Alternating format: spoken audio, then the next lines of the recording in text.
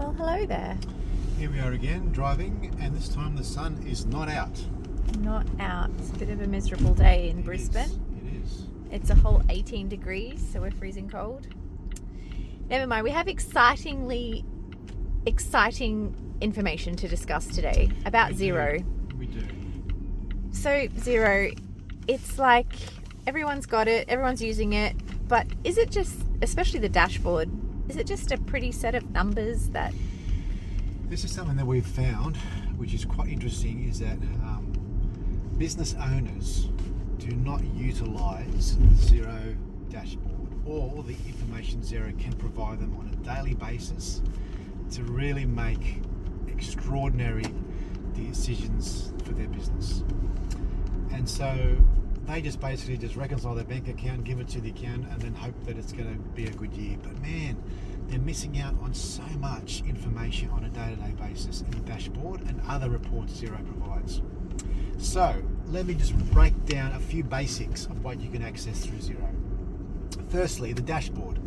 Obviously it's got your cash account on there, but other key information you can actually put on your dashboard, such as invoices that are owed to you and invoices that you owe.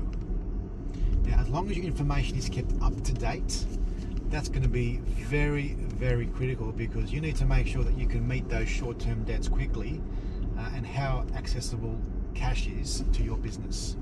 So we have to make sure that your invoices owed to you always exceeds the invoices that you owe. And also the bigger the difference, the better for you.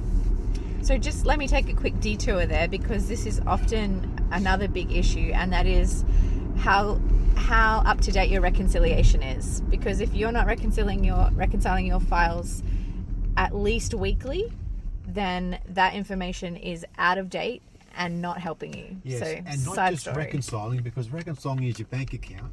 You need to also record invoices. So even though you haven't made the payments, you've got to upload the invoices or record the invoices in Xero, so you know that you have an outstanding debt.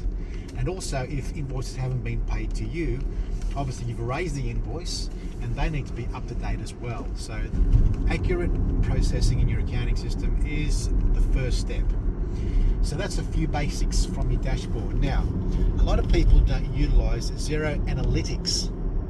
Now, Xero Analytics is in your business menu in Xero, and it gives if you've got the right subscription. So not all subscriptions have it, but most do.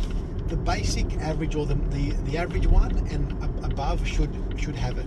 If you've just got the lowest one, then you may not have it included. But just this little option in Xero is amazing for you to understand where your business is. There's a few things I'd like to mention with this particular screen. It's a very quick snapshot of your business in one screen. Here's the key data from it. Firstly, profitability. Of course, you want to make a profit. Secondly, assets less liabilities. What's the worth of your business? That's pretty important as well. But then you go into further detail, and that is, we look at key ratios. Now, the key ratios are divided into three main areas. Number one, liquidity. What that means is that can your business actually pay off its current debts? And does it have the ability to do that? If it doesn't, well, it's on shaky ground. Liquidity ratio basically makes sure that you've actually got enough cash or things that can be converted to cash to pay off your current debts. That's the first area. The second area, solvency. Now, what's the difference between solvency and liquidity? Solvency looks at the ability of your business to withstand changes in the future. So it measures the stability of your business to cope with changes in the market or other things that might affect your business. So it's also going to affect your long-term prospects of the business. That's your second area that some of those key ratios look at. Thirdly, profitability.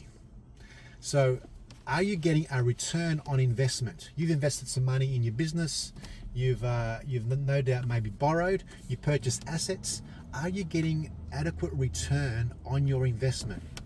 And their return on investment should be at least more than the bank interest rate, because why would you go into business and have all the risks associated with that when you can just put your money in a bank account and earn just as much interest there? So your return on investment is also an important key ratio.